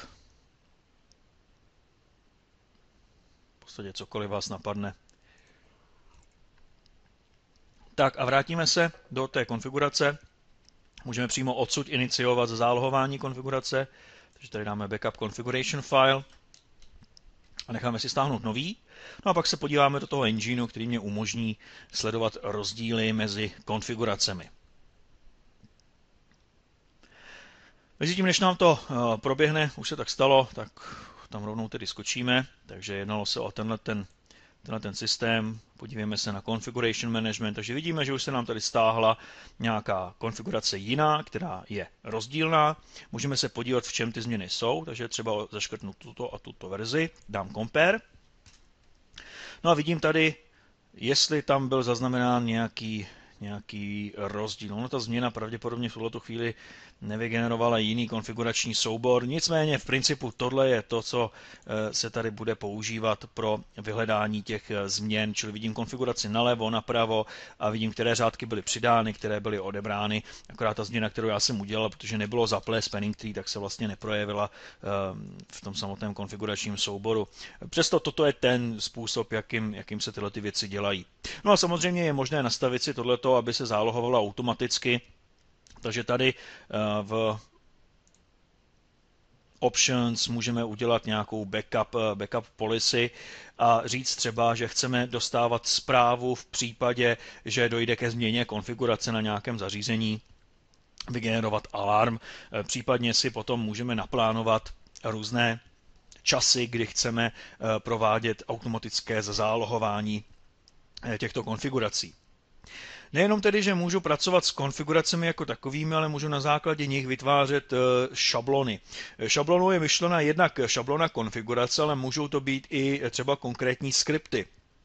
Takže pokud bychom třeba chtěli, tak můžeme tady vytvořit celý skript a říct, na která zařízení ten skript je použitelný, to znamená syntaxe toho skriptu, kterému typu zařízení odpovídá, čili můžu mít třeba určitou sadu toho skriptu pro zařízení Cisco, jiné skripty pro zařízení HP.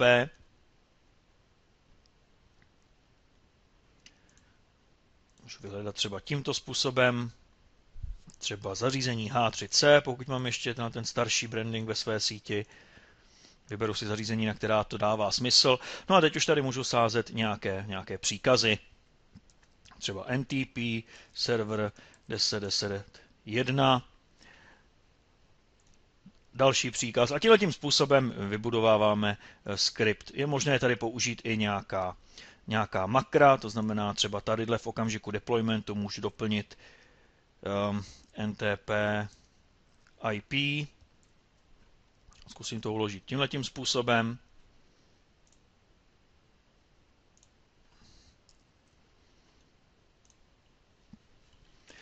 No a máme vytvořený nějaký skript, který dokonce obsahuje i makra, takže když já teďka se rozhodnu, že ten skript skutečně pošlu do nějakého zařízení, tak si tady vyberu, kam ho chci poslat. Může to být klidně do celé sítě nebo jenom do nějakých specifických kousků.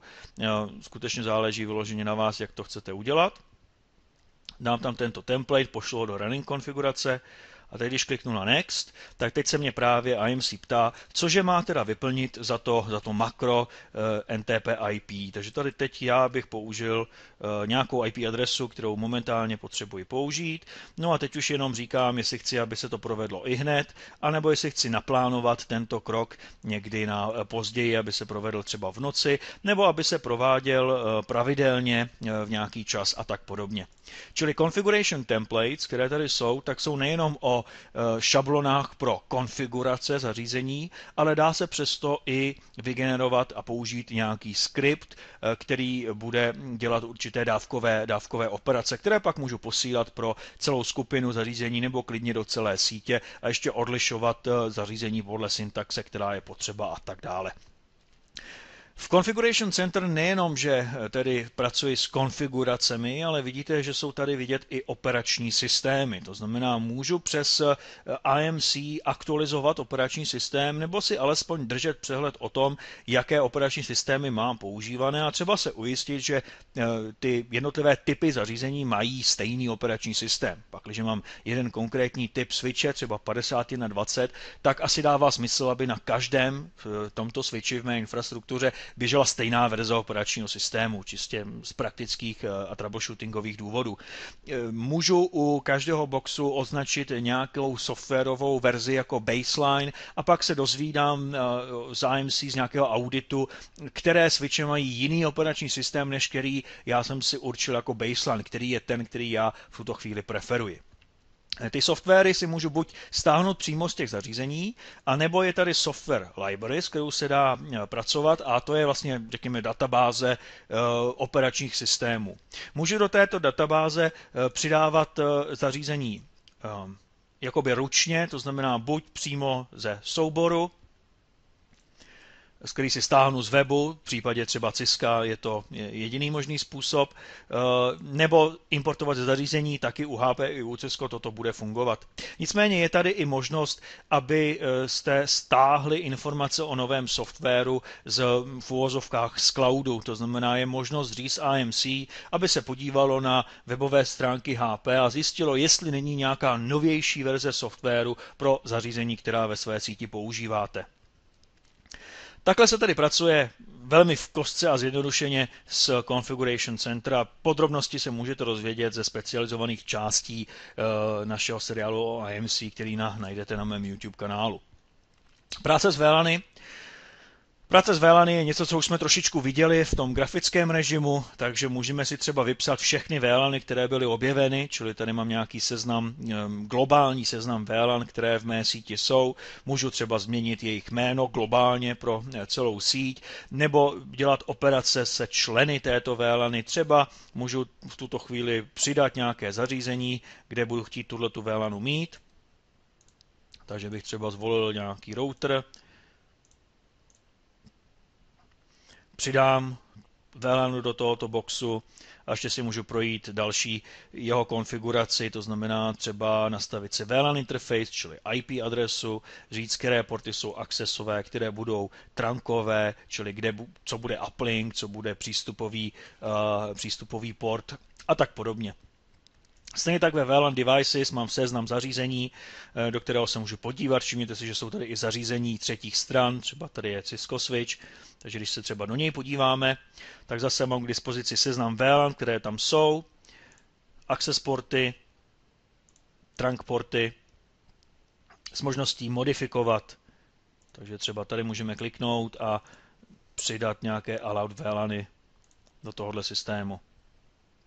Tak já nemám přístup do tohohle boxu, jsem v read-only režimu, takže to v té chvíli nemůže proběhnout, ale koncept je tenhle ten. No a pak samozřejmě se dají ty věci dělat v dávkách, to znamená třeba budu potřebovat nakonfigurovat access porty ve své síti a budu chtít zařadit nějaké počítače do VLANy 10, no tak si v tomto průvodci vyberu teda, kterých switchů se to bude týkat. Můžu třeba zase použít podgrupy, takže bych tam třeba dal tyhle porty, které máme pojmenovány jako server. No a teď bych kliknul na Submit a IMC mi přidá tyto porty jako access ve VLANě 10. Nebo můžu tímto průvodcem přímo i vytvořit VLANu a zajistit si její kompletní deployment. Takže když dám nějakou neexistující VLANu, třeba 35 s názvem test, vyberu si zařízení, bude to třeba tento switch, je mi tomu jenom jeden, ale můžu jich přidat pochopitelně víc. A ještě si tady zvolím teda nějaké operace s porty, takže třeba kam chci přidat tuhletu VLANu. Můžu nastavit i IP adresu pro tuhle VLANu. Dejme tomu takhle. To dělám jinak.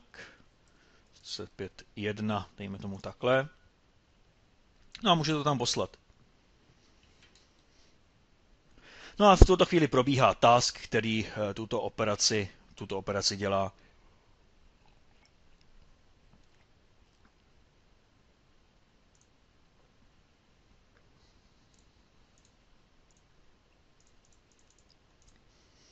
Tak vidíte, že task je ukončen úspěšně, takže můžeme si to ověřit a vyzkoušet si zase to, co už jsme procházeli. Takže já se podívám dovnitř do toho switche, zazálohujeme si konfiguraci.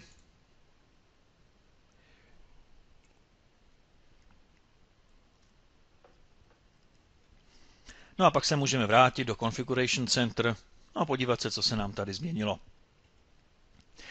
Takže tohle je v kostce to, jak se dá pracovat s VLANami v rámci IMC. Je to skutečně velké zjednodušení pro administrátory. Dá se takovýmto grafickým způsobem pěkně procházet tím procesem vytváření nebo změn ve VLANách.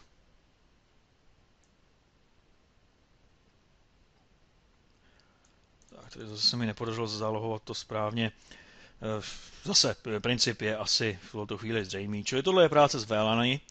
Možná bych to měl udělat na running konfiguraci. Zkusím ještě jednou. Tak, to je lepší. Jo, ono při spuštění toho VLAN tasku nedojde k uložení konfigurace, pokud já to vyloženě nevyžádám, což je dobré, protože když se nějak uklepnu, tak mám možnost se vrátit zpátky. Takže teď jsem to srovnal na running konfiguraci, vidím, že už tady mám 6 řádek, které jsou unikátní na jedné z těch stran, abych je nemusel takhle hledat, tak můžu dát next difference, no a tady vidím, že je vytvořená VLAN na 35 description test. A když půjdu ještě dál, tak tady vidím vytváření VLAN interfaceu 35, čili jakoby L3 interfaceu VLANy, kde se mi přiřadila ta příslušná IP adresa, nebo se můžu podívat jenom na vyloženě seznam změn. Takže to je práce s VLANy. No a pak je tady ještě Access List Management, který v tuto chvíli v rámci IMC Basic probírat nebudu. Existuje na mém YouTube kanálu vyloženě část zaměřující se na Access List Management v rámci IMC Standard a ta funkcionalita je prakticky úplně stejná, takže pokud by vás zajímalo, jak se pracuje s Access Listy v IMC Basic, tak doporučuji shlédnout tuto část v rámci normálního povídání o IMC Standard, čili té plnohodnotné velké verzi. Tak ještě než se posuneme dál, tak zapomněl jsem tady na jednu věc, kterou jsem sliboval, a to je, co v případě, že potřebuji zálohovat switche přes šifrovaný kanál, tak tady vlastně v zařízením jako takovém můžu změnit nastavení SSH, či tadyhle bych asi použil nějaké jméno, heslo pro SSH, co už já mám vyplněno pro Telnet pro SSH, to mám stejné, ale v praxi to tak být nemusí, čili je možnost to tady modifikovat. No a asi bych v tom zařízení potřeboval změnit jednu důležitou věc, a to je tadyhle říct, že login type nebude Telnet, ale login type bude SSH, čili IMC bude používat šifrovanou komunikaci s tím zařízením, čili tímto způsobem bychom to udělali. No a v Configuration Center je potřeba říct, že u tohoto zařízení použijeme jiný způsob přenosu souboru. Vidíte, že by default je všude použito TFTP, ale to je použitelné jenom v kombinaci s Telnetem. Pokud všude bude SSH a všude budete používat Secure FTP, čili bude zaplý FTP server na příslušném HP zařízení a uživatelský lokální účet bude mít jako service type FTP, čili bude použitelný pro FTP, tak můžete globálně tady přepnout na tento způsob přenosu a tady nastavit příslušné jméno a heslo pro ten FTP transfer.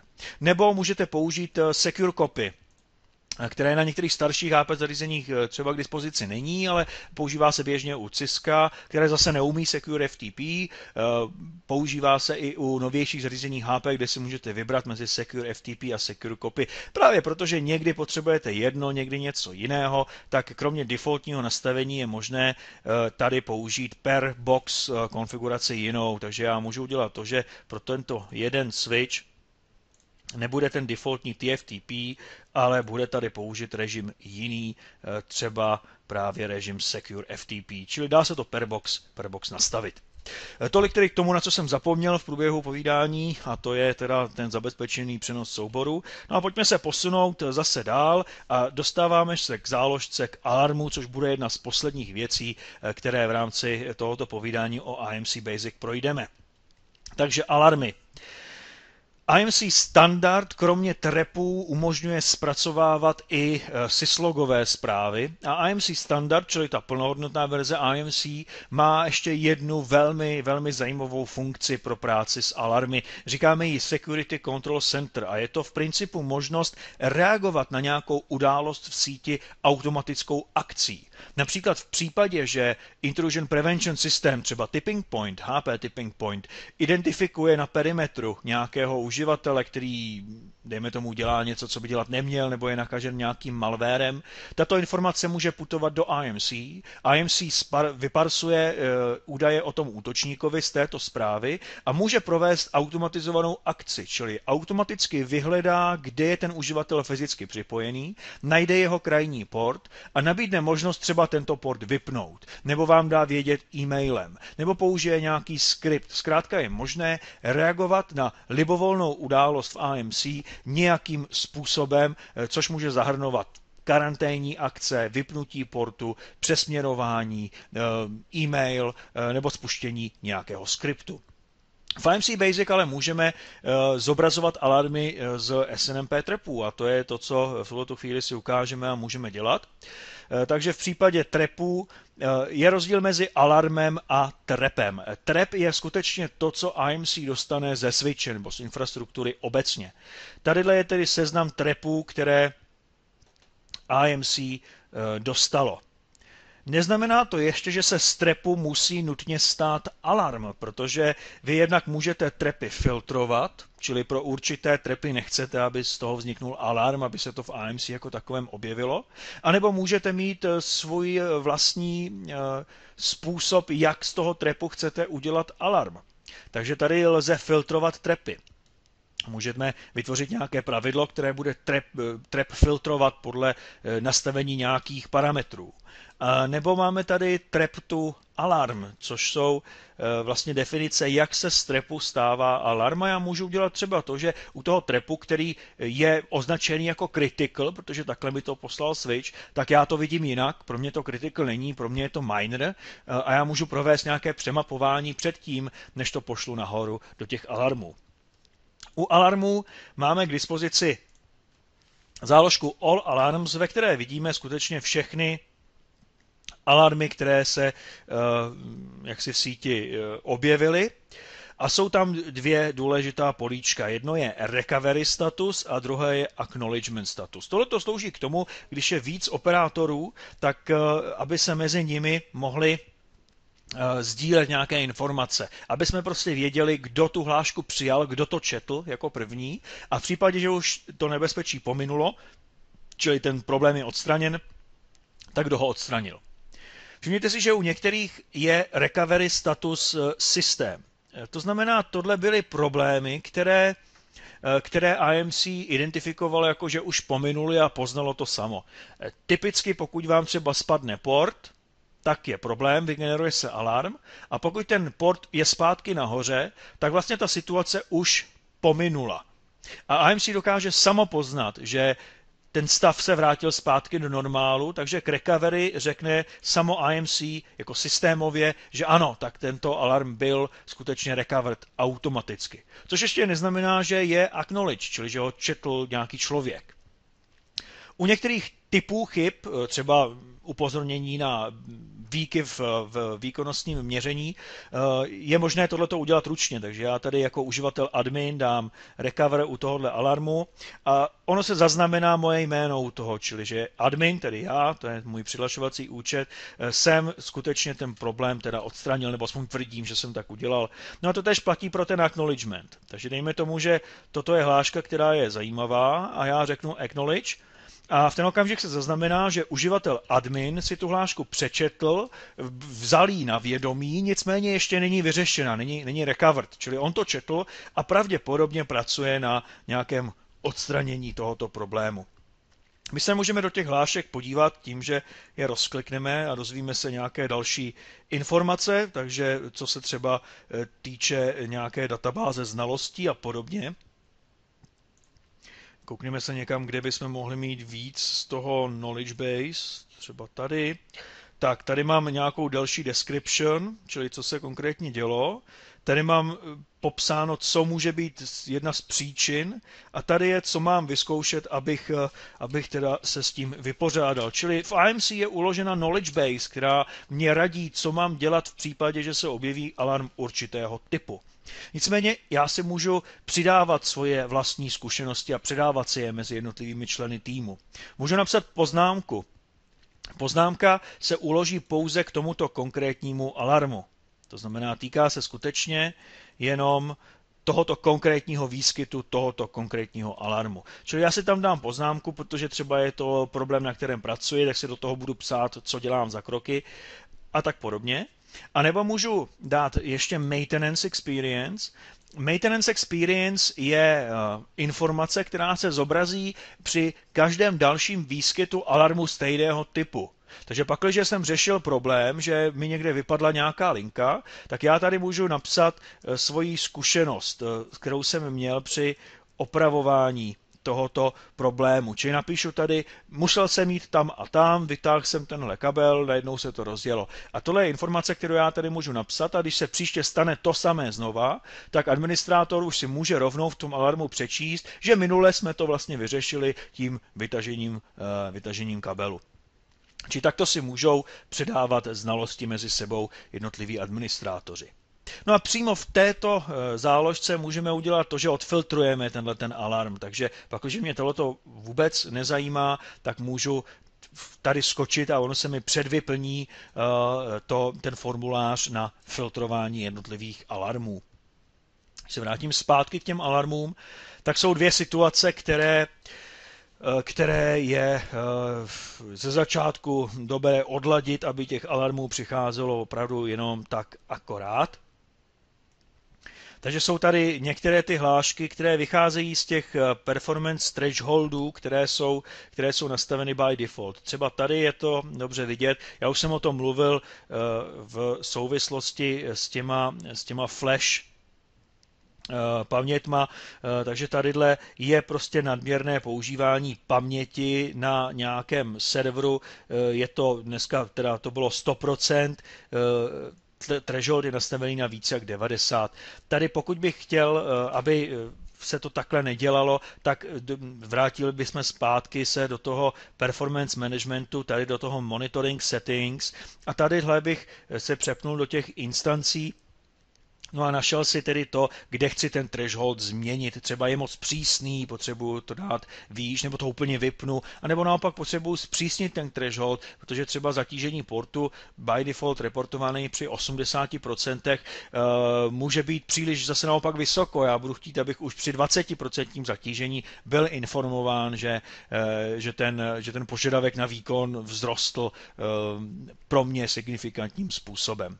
Takže to je jedna věc, která se často dělá, aby se odladil ten systém tak, aby tam ty hlášky dávaly co největší smysl, čili vyladění těch performance ukazatelů tak, aby tam se dostávalo skutečně jenom to, co potřebujete.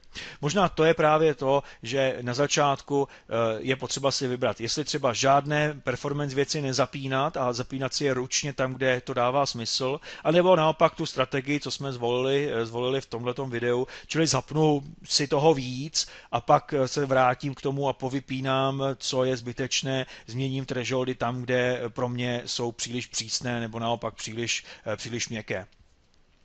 Druhý typ alarmu, který je velmi často řešen, jsou právě hlášky týkající se změny stavu portu, čili port šel dolů, port šel nahoru. Informace, která pro některé části sítě může být naprosto kritická a zásadní, jako v případě výpadku linky do internetu, v případě výpadku uplinků mezi switchy nebo v případě výpadku portu serveru. Tam o tom asi budu rozhodně chtít vědět. To, že někdo, kdo sedí s notebookem za svým stolem, právě notebook odpojil a šel na oběd, to pro mě zase tak důležitá informace není. Takže určitě budu chtít, abych dostával informace o změnách stavu portů jenom z těch portů, které jsou pro mě klíčové. A doporučuji tady zvolit jednu ze dvou strategií. První strategie je, že řekneme, že globálně chci tohleto všechno filtrovat a pak si pozapínám ty porty, kde mě to zajímá. No a nebo naopak, globálně chci, aby mi všechno chodilo a pak už si jenom selektivně říkám, co chci filtrovat. Já osobně nejčastěji používám ten přístup první. Takže tady v systém configuration, systém settings, pršelo okno, pardon, já se přihlásím znova. V systém settings se právě nastavuje výchozí akce pro tyhle ty up-down alarmy. A já udělám to, že tuto akci změním na filtr, čili budu chtít vlastně všechno filtrovat a pak se vrátím na úroveň interfejsu, kde si to pozapínám tam, kde mi to skutečně bude dávat smysl. Takže tady někde to bude, ano, tady, takže interface up-down alarm a já to změním a budu chtít prostě všechny alarmy automaticky z up-down událostí filtrovat. No a teďka si skočím do příslušných switchů, takže třeba do tohoto, otevřu ho, podívám se na interface list. No a řeknu si, že u těchto 3 portů, které jsou pro mě, nebo 4 portů, které jsou pro mě zásadní, tak tadyhle budu chtít up-down filter a budu chtít, aby se použilo nefiltrovat. Takže to je jedna z metod, jak něco takového udělat, asi nejrychlejší, já to používám skutečně takhle. Čili v tuto chvíli budu dostávat informace up-down jenom z těchto 4 portů a takhle si tam přidám ty porty, které jsou pro mě nějakým způsobem kritické. To je tedy práce s alarmy. No a teď už nám zbývá jenom pár střípků, kde jenom naznačím možnosti, protože je toho poměrně dost, co se dá dělat a na druhou stranu budou to věci, které můžete velmi dobře sami objevit. Asi typicky by se to týkalo reportů, takže tam skutečně není příliš moc toho, co řešit. Vytvoříme report, ať už ad hoc nebo plánovaný, kdy třeba chcete, aby vám každý den přišel do e-mailu nějaký report. Takže tady z report template listu si vybereme nějaký report, který bych třeba chtěl použít. Jedním ze zajímavých může být třeba capacity report, tak pojďme na ten report spustit, i když nevím, jestli ty informace budou přesné, protože máme to nainstalované pouze několik hodin. Tenhle ten report udělá jednu jednoduchou věc. Podívá se do switche a zjistí, jaké porty, kolik portů je tam up. No a tohle to sleduje a v průběhu posledních 7 dnů zjistí, kolik portů, tedy jaksi unikátních portů bylo up. To znamená, snaží se identifikovat ty porty, které v průběhu posledních 7 dní vůbec nebyly up, respektive hledá počet těchto portů. Čili je to jakýsi capacity report, který mi říká, kolik portů zatím ještě není používaných, čili vím, že pokud je to switch někde v rozvaděči, takže můžu stále připojovat nové uživatele, protože jsou tam porty, které zatím využívány nejsou. No a tento report můžu kromě toho, že ho pošlu na tiskárnu, tak si ho uložit v různých formátech, včetně PDF nebo excelovské tabulky. No a v rámci těch plánovaných reportů mi tohleto může třeba každý týden přijít do e-mailu nebo nějakým jiným způsobem automaticky mi to bude doručeno. No a těch reportů je celá řada, jsou to reporty týkající se inventory, linek, reporty, které doporučují nějaké změny v konfiguracích, čili hledají určité nesrovnalosti v konfiguraci sítě. Jsou reporty, které informují o změnách v síti, o konektivitě jednotlivých portů, o historii zařízení a kolik čeho mám a v jaké kategorii a tak podobně. Takže s těmito reporty se dá tímto způsobem dobře pracovat. No a v záložce systém jsou nějaká systémová nastavení, z nich bych zmínil jenom několik málo. Jedno asi bude live update. Tadyhle můžu právě zkontrolovat, jestli nejsou nějaké novinky, které by si AMC stáhlo z cloudu, čili řekněme z HP stránek. A to jednak v oblasti softwaru prvků a v oblasti IMC jako takového. Čili jestli třeba IMC nemá k dispozici nějaký update, nějaký patch, anebo jestli teda nemám nějaké nové verze zařízení.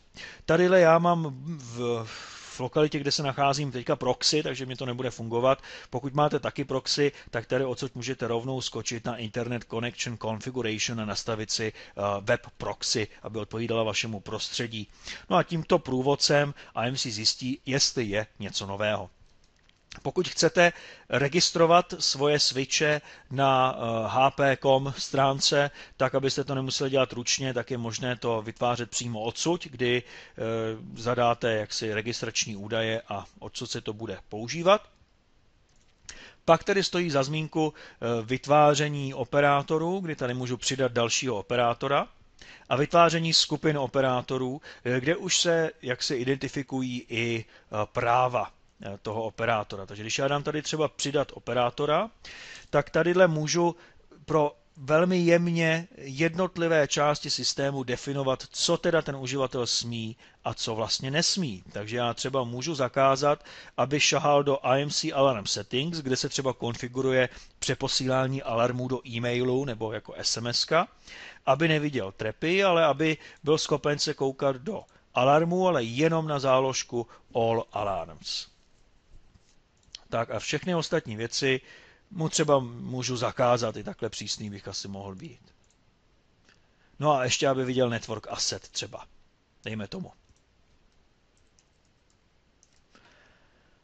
Tak, takže takhle vytvořím nějakou operátorskou skupinu. Stejným způsobem pak tady můžu vytvořit grupy zařízení a svazovat je s tím uživatelským účtem. No a tady můžu vytvořit tedy operátora,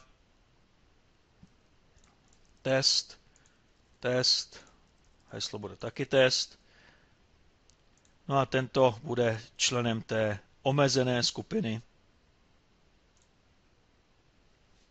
No a když se to vyzkoušíme, když se tady odhlásím a přihlásím se jako uživatel test, tak uvidíte, že moje možnosti budou podstatně omezenější. Takže žádný dashboard nemám, protože všechny věci, co byly na dashboardu, tak jsou mimo to, co jsem tomu uživateli povolil. Takže i ten úvodní systém je plně provázaný s těmi právy. V záložce Resource vidím jenom ty Network Asset, což je jediná věc, kterou jsme chtěli. V Services sice vidím Configuration Center, ale nic moc bych s tím dělat nemohl. V alarmech vidím jenom All Alarms, nic jiného tam není a systémová nastavení v podstatě žádná, kromě možnost změnit si heslo. Takže dají se vytvořit uživatelské účty velmi, velmi omezené a to tak, že skutečně jste schopni velmi jemně říct, které funkce na jakých prvcích dokáže tento uživatel dělat. No a jedním asi už úplně posledním střípkem toho, co jsem ještě chtěl ukázat, jsou nějaké věci v nastavení, takže teď jsme si prošli přidávání operátorů. Ještě je tady jedna věc, kterou jsem chtěl zmínit. Je to tady záložka Data Export, kterou můžete exportovat logy do nějakého zip souboru a archivovat je, takže se vyčistí databáze, pak když byste měli problémy s místem v databázi. A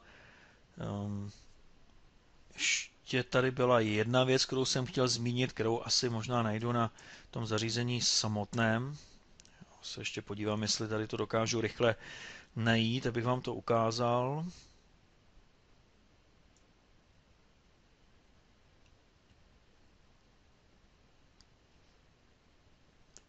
Tak, teď narychlo to tady nemůžu hnedka vyhledat. To, co jsem chtěl zmínit, je, že v IMC je možnost schromažďovat nebo vyexportovat informace pro podporu. To znamená, dá se tady vyexportovat třeba nějaké logy IMC a takovéhle věci a dá se to dát do jednoho souboru zasypovaného a třeba poslat e-mailem a podobně, takže v případě, že byste potřebovali vygenerovat nějaký support ticket, tak je to nejjednodušší způsob, jak shromáždit veškeré informace o vaší topologii, zařízeních, o lozích IMC, případně i vytáhnout nějaká data z těch switchů samotných a tohleto poskytnout podpoře. Zjednodušuje to skutečně velmi výrazně práci našeho supportního centra. No a tím se vracím na začátek, na záložku Home, abych provedl nějaké krátké shrnutí. Takže dneska jsme se v tomto díle bavili o malém bratříčkovi našeho IMC Standard a IMC Enterprise, který se jmenuje IMC Basic. Je cenově velmi dobře postavený a je určený zákazníkům, kteří mají menší sítě a nemají tak vysoké nároky na funkcionality tohoto systému. Chtějí něco, co bude levné a dokáže jim to dělat spoustu těchto základních operací, které jsme spolu dneska procházeli. IMC Basic je omezeno na maximálně 50 zařízení. Existuje ještě verze IMC Basic Wireless LAN, která kromě switchů, routerů a podobně dokáže i spravovat bezdráty zase v nějakém omezenějším režimu. IMC Basic je omezeno tedy na 50 zařízení a toto nelze rozšířit. IMC Basic také není rozšířitelné o další funkční moduly, které přináší obrovské možnosti, jako je třeba Bring Your Own Device, velmi detailní analýza provozu v síti, hromada bezpečnostních záležitostí. Je to dneska už asi 20 nebo 30 modulů, které jsou k dispozici a přidávají velmi dobré funkce. A navíc IMC Standard je škálovatelnější na desítky, stovky, tisíce a dokonce i několik desetitisícovek zařízení. IMC Basic umožňuje základní práci se sítí. Začali jsme tím, že jsme viděli, co se v síti jakoby děje z pohledu nějakého grafického zobrazení. Čili vidíme topologii, zatíženost jednotlivých linek, stav jednotlivých zařízení, stavy těchto linek, různé možnosti zobrazování, seskupování do odlišných pohledů, či případně osazování reků pro vizualizaci i této problematiky.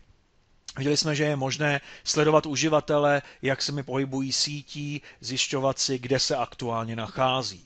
Mám tam kompletní inventář svého vybavení a to nejenom, že box s IP adresou, ale i jaké moduly jsou v něm strčeny, kam ty moduly cestují, kde byly předtím, jaká jsou jejich sériová čísla, čili velmi detailní inventarizace hardwareu. Ukazovali jsme si i performance monitoring, kdy jsme schopni monitorovat v základu asi 200 nebo 300 ukazatelů a velmi příjemně graficky zobrazovat, kreslit dynamické grafy, v kterých se dá zoomovat, odzoomovat, dají se na to koukat z různých úhlů pohledu a dokonce je ten systém rozšířitelný i o další věci, které lze získat z SNMP MIBEC a přidat si do toho monitoring nějakých zařízení, která nejsou v AMC nativně podporována. Můžou to být třeba nějaké UPSky, teplotní čidla nebo jakékoliv další zařízení, které je schopné přes SNMP o sobě něco říct. Ukazovali jsme si, jak se dá pracovat s konfiguracemi, sledovat rozdíly mezi nimi, zálohovat je, vytvářet si vlastní skripty, které třeba pravidelně nebo na požádání můžeme posílat do té sítě a zautomatizovat tak některé operace, které by jinak trvaly strašně dlouho.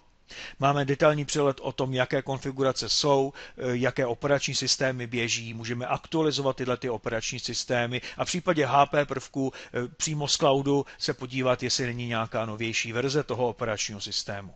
Ukazovali jsme si, že se dá pracovat i s VLANama, a to jak v tom grafickém pojetí, tak i přímo v části, která se jmenuje VLAN Manager, která mi umožní vytvářet nějakým průvodcem nové VLAny, přidávat do nich prvky, dávat tomu IP adresy, definovat porty a tak podobně. A mluvili jsme i trošičku o access listech, byť jsme se nedostali do hloubky, ale na YouTube kanálu najdete i další věci v této oblasti.